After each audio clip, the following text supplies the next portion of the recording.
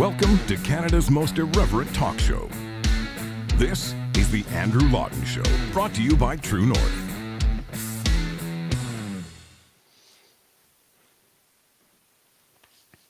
Hello, everyone, and welcome to you all. It is Tuesday, April 18th, 2023. You are tuned into Canada's most irreverent talk show, the Andrew Lawton Show on True North, proudly not government-funded media. And if you don't believe me, just look over on our Twitter page. And at last check, I just want to make absolutely sure here before I go down a road that there is no coming back from twitter.com/True North Center. Not government-funded media. And we are absolutely proud and thrilled to be not government-funded media. That is why we are independent media. We rely on the support of people who value the work we do and want to chip in a couple of bucks or a couple $100 or far more money because they support it. And we are so grateful for that. CBC is a different animal. CBC, it doesn't matter if Canadians like it. It doesn't matter if Canadians watch it. It doesn't matter if Canadians want it. It is around because the government is artificially propping up this thing that we all have to pay about $1.2, $1.3 billion a year in taxpayer money for. Again, irrespective of whether we like it or not. Now, some people will argue, well, this is a public broadcaster. It's important to have a public broadcaster.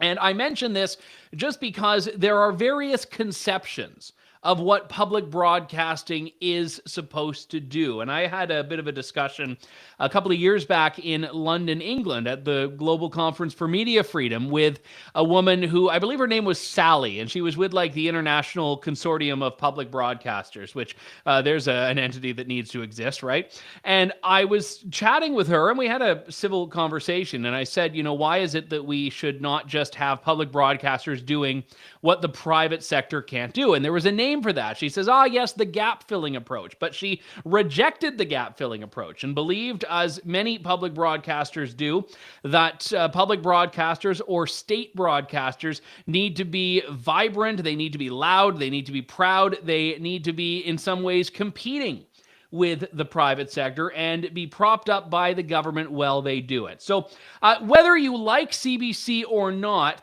it is not at all controversial to say that it is a government-funded media organization. You can see the CBC for itself admit to being a government-funded media organization. There was a tweet back in 2017 that was doing the rounds of them responding to someone saying, yes, hi, Michael, yes, we are government-funded. And then they caveated it by saying, that's a verb now, to caveat something. They applied the caveat to say that, but they also get some money from advertisers as well.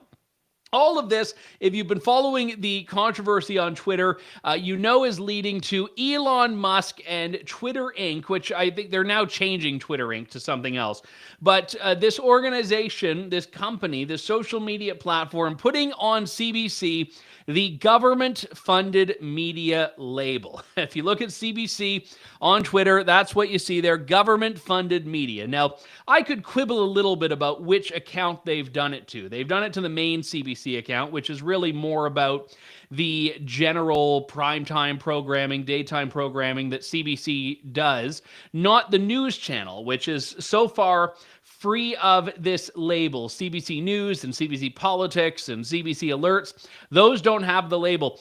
So CBC gets up in arms about this. They announced that they are, as you see here on Twitter, pausing their Twitter activities. So CBC is self-selecting out of Twitter, and the rationale are journalism is impartial and independent. To suggest otherwise is untrue. That's why we are pausing our activities on Twitter. And then they repeat the same thing in French because it is CBC after all. I'm amazed they didn't work in some Indigenous languages and pronouns in there as well.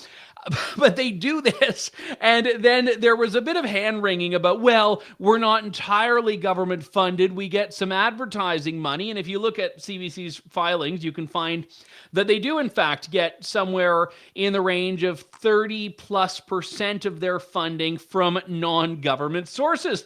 So Elon Musk was feeling benevolent. He was feeling charitable. He decided to offer a bit of an amendment. First, he changed the label from government-funded media to 70% government-funded media. And then he said, in the interest of being generous, he would change it further.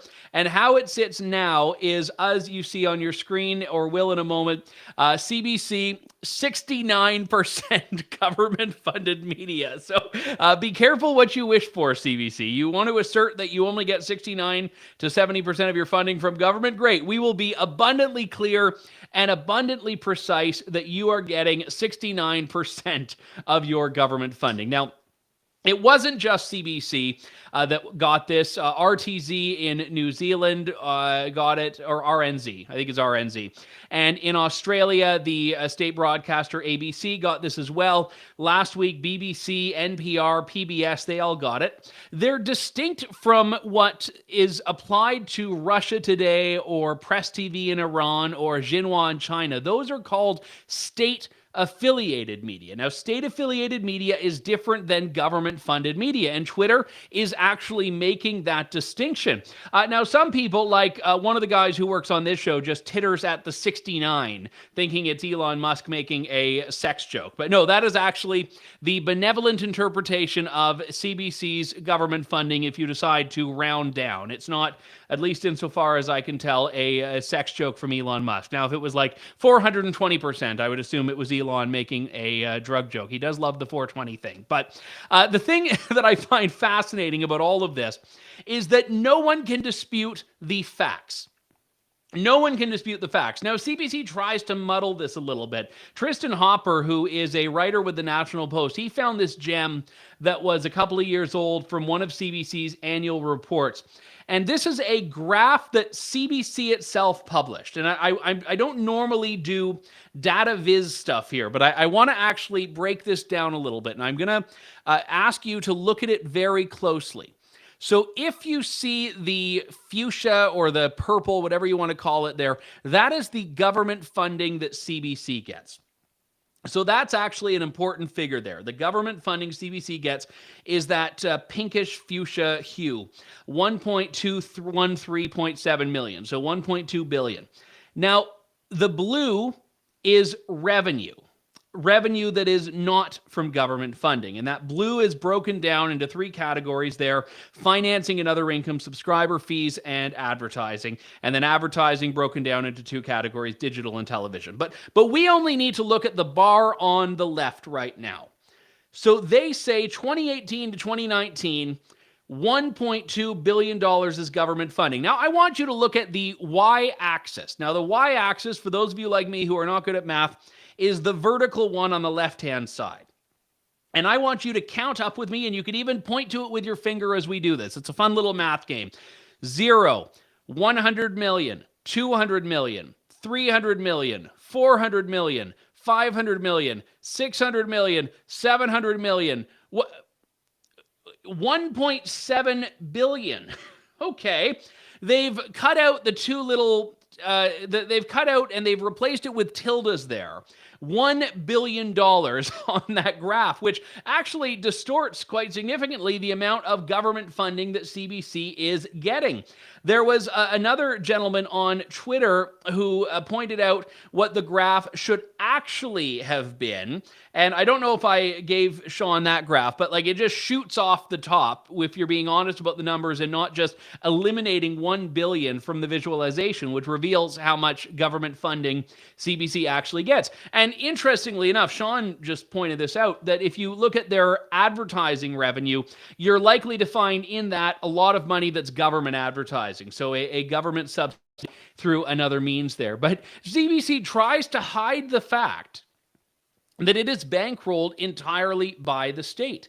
So how can they take issue with the assertion that they are government-funded media? Just take a look at your bank account if you don't believe that you're government-funded media. Now, the political dimension of this is that Pierre Poilievre, last week, had sent the letter to Twitter saying, hey, you've been putting this label on BBC and NPR, maybe you should apply it to CBC as well.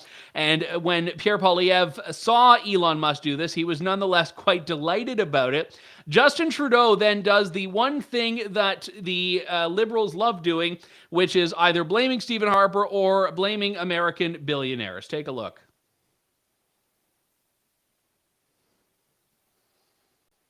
I think it says a lot about the Conservative Party of Canada.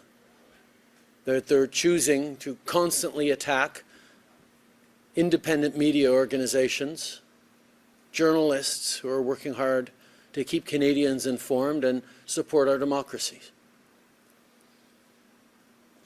CBC Radio-Canada serves right across the country, delivers local news and local content in many regions of the country that, yes, has been challenged over the past years, but the idea of adding to that challenges and laying on by attacking this Canadian institution, attacking the culture and local content that is so important to so many Canadians, really indicates the values and the approach that Mr. Poilievre is putting forward. And I think it is telling that in order to attack this institution that is important for many, many Canadians, he runs to American billionaires, the tech giants that they continue to defend in committee and in their approach on our legislation to make tech giants pay their fair share.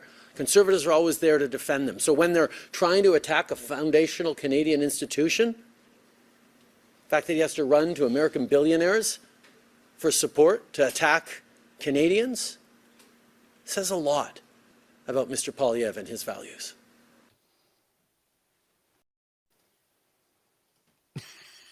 I just love that. So it all becomes about American billionaires, cozying up with American billionaires to attack the beloved cultural institution that is CBC. I mean, you take Hockey Night in Canada out of the equation, which the market did several years ago, I'm told.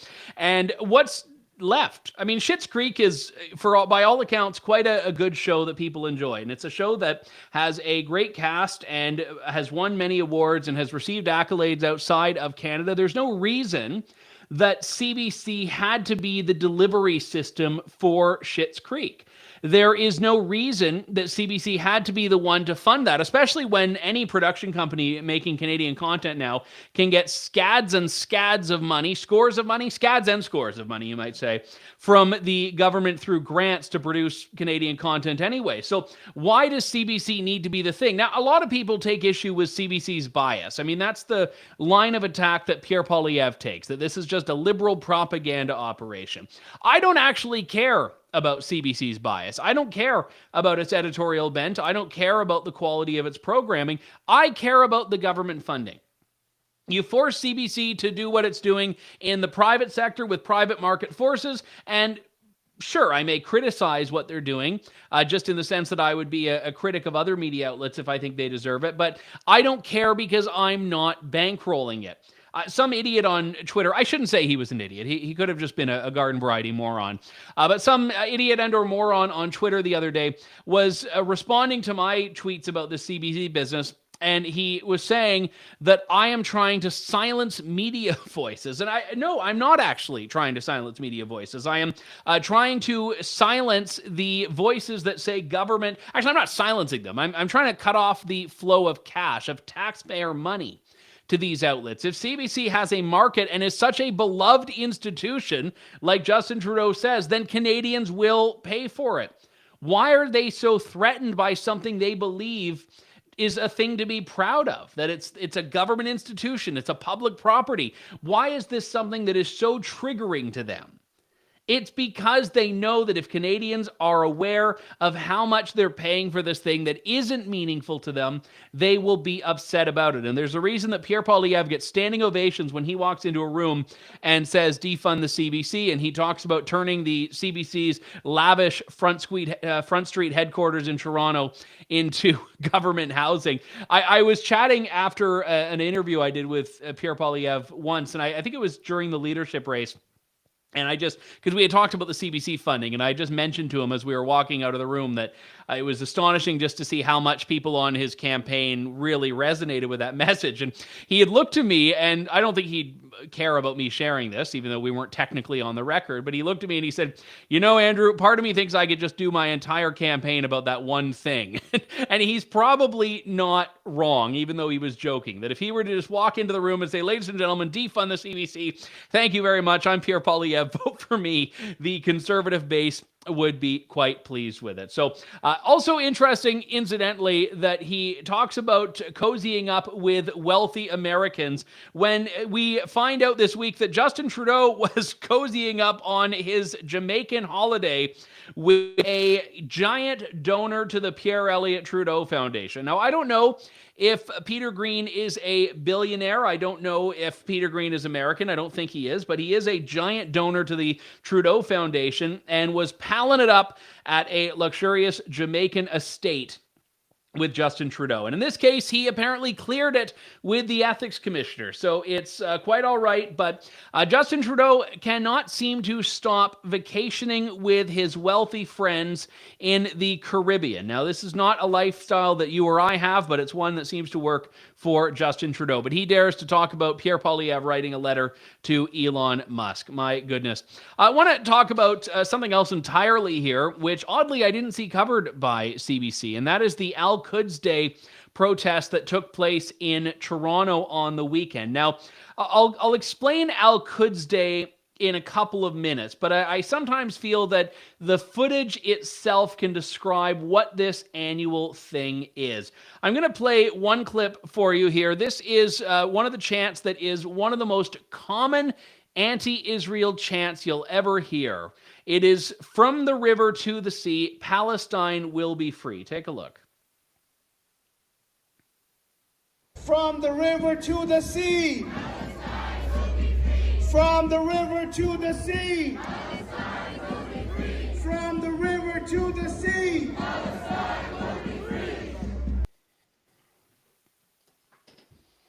Now, that is just one of the chants. And if you look at a map, and I don't want to just totally go into teacher mode here because I'm not a teacher. That would actually be worse for kids than drag story times. But if you look at a map of Israel and you see where the West Bank is, which is the territory proclaimed for Palestinians, and you kind of draw a line from the Jordan River to the sea, you'll notice that it goes through Israel. So if you extend Palestine, as they call it, from the river to the sea, there is no Israel. Now, this is a design and this is a feature, not a bug, of the belief system of many of these people. And I also want to point out this other chant that we saw from them at the same rally.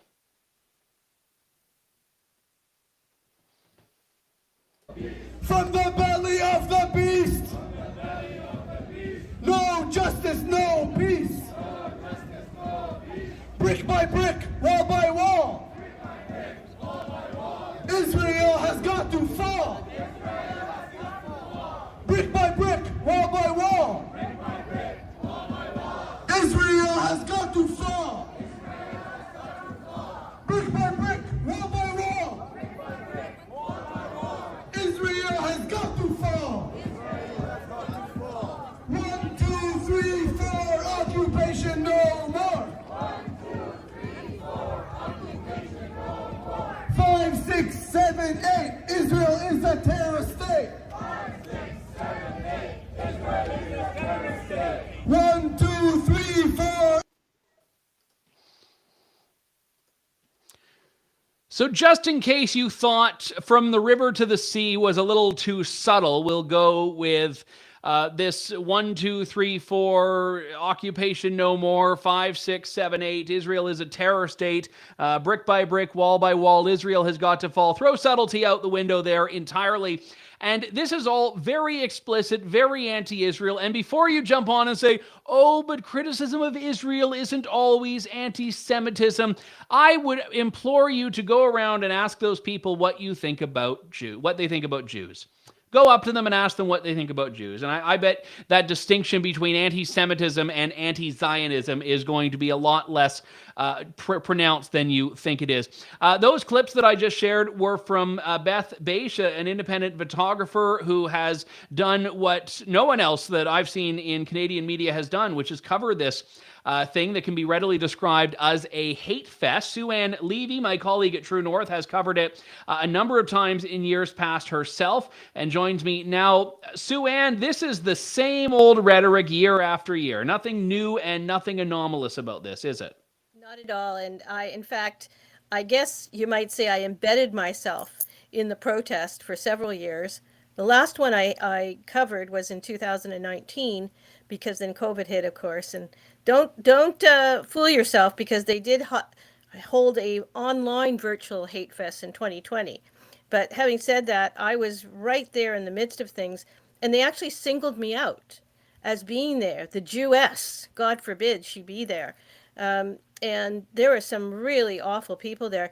The thing that got me was that they bust in like hordes of people from north of Toronto. They're all in the GTA, and they had like little girls dressed in niqabs standing there holding professionally made signs with Israel has blood on its hands, like really awful pictures of dead babies, things like that. What are you teaching your kids? These kids were no more than 8, 9, 10 years old. Terrible. And I saw one sign that Beth had tweeted a picture of, and the person who had it was like proudly posing with it, that had a Star of David and then equals a swastika. So we're calling Jews Nazis, we're calling Israelis Nazis, no matter which way you slice it. And none of the outrage when people said Justin Trudeau was a Nazi at the Freedom Convoy, a comparison, by the way, that I deplore, but one that was widely condemned in one case and completely ignored in this other case. There's a tremendous double standard, Andrew, as we probably well know from a number of things. I followed it for years and played a sort of journalist, investigative, in some ways activist role to try and bring attention to this hateful group of people on the streets of Toronto. And, you know, the thing that just struck me when I saw it yet again, and I have a column online on True North, was that the council and the mayor at the time had the tools to get rid of these people. They were marching illegally, and Queen's Park had already said, get off our grass, because they had occupied Queen's Park for a while. The speaker had spoken up and said, we don't want you here. So then they gravitated down University Avenue, the main thoroughfare in Toronto, to in front of Osgoode Hall and City Hall, and were occupying that square illegally. Nobody at City Hall had the balls or the gumption to actually find them and get rid of them. And there was a lot of hand-wringing. There were motions made that they should be fined for trespassing. The police were supposed to act and charge them if they were spewing hate. But none of that ever happened in 2019. And I have to say, it's very, very frustrating. Now, I perhaps take a bit of a different view from you on that issue alone, and I don't deny the pervasiveness and insidiousness of anti-Semitism. My friend Laura Rosen-Cohen has often said that everyone meets at Jew-hate junction, is that, anti-Semitism seems to be the point for extremists of any direction. They all can meet there and be friends there. And I don't want to diminish that. I take a very, very broad view of free speech. So I say let these hateful bigots protest, let the anti-Semites protest, and call them out for what it is. Now, I do take your point, though, about the permitting. I mean, if we're going to have this permitting protocol in place that is meant to limit how protests can be, what they can be, I don't think the equivalent of an anti-Islamism event would get a permit, but I think they would be shut down very quickly if they tried to do this. Well, that's the point, and that's exactly the point. And I agree with you about free speech, but not hate speech. And this crosses the line into hate speech. The other thing is that you're right. The double standard is such that if I decided to march down the street and say I hate niqab donned young ladies who carry signs with pictures of dead Palestinians, bloody dead Palestinians, I hate them, and that kind of thing, and I wanted to start a protest, they would never ever give me a permit. They would never ever give me police protection. And they had police protection, they had a permit, they occupied University Avenue and some of the other main streets for hours on end. The same thing happened that year at Yonge and Bloor, which is a major thoroughfare. They shut down that thoroughfare for 3 hours, set up a stage, unpermitted, allowed to do it, huge police presence, and nobody ever said anything. And it was an anti-Israel protest. So, the problem is that if you set that precedent and you don't stand up to the hate and you don't deal with the tools you've got, then it just gets enforced and emboldened and enabled, and it continues like it did last Saturday. So I'm curious, in your years of covering this, where the politicians are on this. That, let's be real, we'd be looking at the NDP. The NDP has a large anti-Israel streak in a lot of its MPPs. Is this too extreme for even them, or do some of them actually align historically with this and show up there? They don't dare show up there. They haven't dared, at least in my time, dared show up there. But their silence is very telling. And, for instance, you heard all the fur, the Sturm und Drang, as we want to say, about protests at drag queen story hours. The NDP have made people who appear there, who are concerned about the age appropriateness of that, turned them into transphobics, hateful people, this, that, and the other thing. Not a word is said, and the silence speaks volumes as far as I'm concerned. And then there are those who, like certain mayoralty candidates, have come out and said this hate fest should not be allowed in the streets of downtown Toronto, yet they sat on their hands over the years they were on council doing nothing. So talk is cheap. They say, some of them say the right things, some say nothing, and nothing ever changes. Yeah, I actually want to talk about that NDP protest ban for a moment, because you and I spoke about this a couple of weeks ago on Fake News Friday. The NDP and one of its members of the provincial parliament, Kristen Wong-Tam, has proposed legislation which won't pass with a PC majority, I think. I mean, to be honest, I don't know with Doug Ford, but they've proposed this ban on protesting drag shows. That's essentially what the ban is. They couch it in language about keeping the 2S LGBTQI plus community safe act. That's what they call it, but it prohibits people from performing an act of intimidation, which they call a protest, within 100 meters of a property that's designated as a community safety zone for this particular group. And when they were pushing this forward, they were talking about the importance of protecting against hate. And they were talking about transphobic hate and homophobic hate and all of that. If you look at the Statistics Canada reported hate offenses, hate-related offenses, anti-Semitism is, I believe, every year for which data is available, the top one on the list, the top form of hate.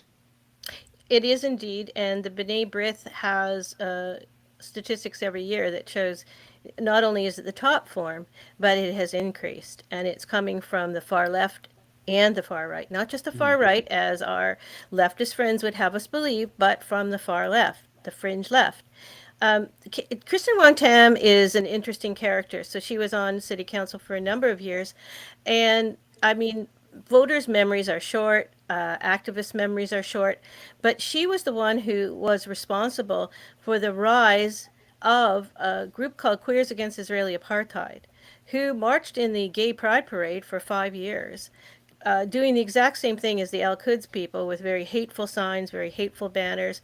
And I fought as a journalist and, part-time activist, but pro-Israel, and made it very clear to get them out of the parade. They finally did get out of the parade, but again, she allowed that to happen. She actually helped nurture that group in a gay pride parade, where Israel is the only place in the Middle East that welcomes homosexuality and gay marriage and all that jazz. Yeah, and Bernie Farber, who I know you and I could do a whole show on. I think we have actually done a whole show on Bernie Farber, but he's the guy behind the Canadian Anti-Hate Network, which receives a whole bunch of government funding to tell us that we're all racist. So Bernie Farber, who his job is to call out hate, and he calls out hate where it doesn't exist. He occasionally calls it out where it does exist. I just did a search on his Twitter for the words Al-Quds, and I tried both spellings, Al-Quds and Al-Quds. And I found two references going back to 2012, one in 2018 and one in 2012. So here we have, bona fide anti-Jewish, anti-Israel hate, and the Canadian Anti-Hate Network is nowhere to be found. Well, that shouldn't be surprising to you, should it, Andrew? I mean, Bernie Farber has deviated so much from, he actually was once head of the Canadian Jewish Congress and fought against anti-Semitism. Well, But the CJC wouldn't have stood for this. And I think no, actually the one tweet from 2012 was when he was with the CJC. And yeah, now that he's no longer there, there's no firm stand on this. yeah. Well, he gets his grants from the Trudeau government. His anti-hate network thrives from, the Trudeau. He's propped up by the Trudeau Liberals, and they turn a blind eye to this kind of anti-Semitism. Okay, they make a few token comments, like the councillors did. They pay lip service to it, but otherwise they don't act on it at all. I mean, there's not the, and I have to blame the legacy media as well, because all those years that I was covering Al-Quds, as with many things in Toronto, I would show up to this event as, proud Jew wearing my Jewish star and cover the event and be attacked. And you would never see the legacy media there. Never. No, there was and I don't even think with Al-Quds, because as I mentioned when I was playing those clips earlier, they completely throw subtlety out the window. And the media, no one is supporting this in mainstream media, maybe a couple of radicals, but they look the other way because it goes against their narrative. We've decided to elevate Muslims and the Palestinian cause to a certain level where it is above criticism, it is above reproach. And I want to show one more, and this one should actually be outrageous to people. This is a post or a flag that was visible at the Al-Quds Day event. And again, we give credit to Beth Bache for this one, but let's put that up on the screen. We're just waiting for that. There we go. So I want you to look at that yellow flag with the green on it. And if you don't recognize it, that is the flag of Hezbollah, which is funded, it is literally in Canadian law, a terrorist organization. So that is in the eyes of the law, no different than waving an ISIS flag on the streets of Canada. And this is, again, a kind of thing that I'm not even talking about arresting them, because I do not like thought crimes. I do not like policing expression. But at the very least, let's have an honest discussion about the kind of thing that is welcome there. When someone brought a swastika or a Confederate flag to the Freedom Convoy, they were denounced by everyone around them. And it's not clear exactly what the motivation was behind it. Someone holds a Hezbollah flag there. No one around has any issue. The interesting thing, Andrew, was that I remember when the convoy came to Toronto, and there were a lot of, I call them leftist Jews, because they're not really concerned about anti-Semitism. They say they are, but they just use it to attack the far right, the conservatives. Mm-hmm. But they talked about the appearance of this Nazi person and that Nazi person. You never hear a word from them when it comes to Al-Quds, which is far more hateful, far more heinous, and far more dangerous. I might add, because this is just a sort of piece of nuance that people would understand if you told them, they always hold this event on the Saturday, which is the Jewish Sabbath. So a lot of they call the Jewish lobby. It's not the Jewish lobby. It's Jewish activist groups, or, the traditional groups. They can't attend because it is the Jewish Sabbath. And if they keep Sabbath, they're not there. And this would happen repeatedly and repeatedly. So they would take footage, but they wouldn't be there to provide a presence at all. And I think that's done deliberately. Yeah, I would certainly agree. And it's just thumbing their nose in the faces of everyone else as a result of it. And again, if you parse that flag, the flag, and again, it's not one that you see often. So you might look at it and think, oh, that's probably the flag of some country somewhere. But it is actually the word Allah and a hand reaching up to grab an assault rifle. So this is not like, an olive branch and, cedar tree and peace and love and all of that. This is literally a militant organization's flag, an organization that is a terror group in Canada. And I'm not even talking about the censorship, free speech, hate speech angle. I'm just talking about the type of thing that is nowhere to be found but at True North and on Beth Bache's Twitter feed. So, Sue-Ann, I'm glad you were covering this and writing about this as always, but just absolutely shameful that this level of hate gets a pass. So thank you so much. Yeah. You're welcome, Andrew. All right. That does it for us for today. We got lots of great stuff planned for tomorrow. I say that because I'll just come up with some great stuff. But I think, no, we do have some. We do have some great stuff planned already. It's half great so far. We've just got to stretch it out to full greatness. If you want to support the work we're doing here on this show and at True North, please head on over to donate.tnc.news, donate.tnc.news. It is my wife's birthday tonight, so I have to take off that hat and put on a very different hat tonight. And hopefully will live up to expectations, which is very easy for me because expectations are typically quite low. But we will hopefully have a great evening, and I'll be back to see you tomorrow, everyone. This is Canada's most irreverent talk show. Thank you, God bless, and good day to you all. Thanks for listening to The Andrew Lawton Show. Support the program by donating to True North at www.tnc.news.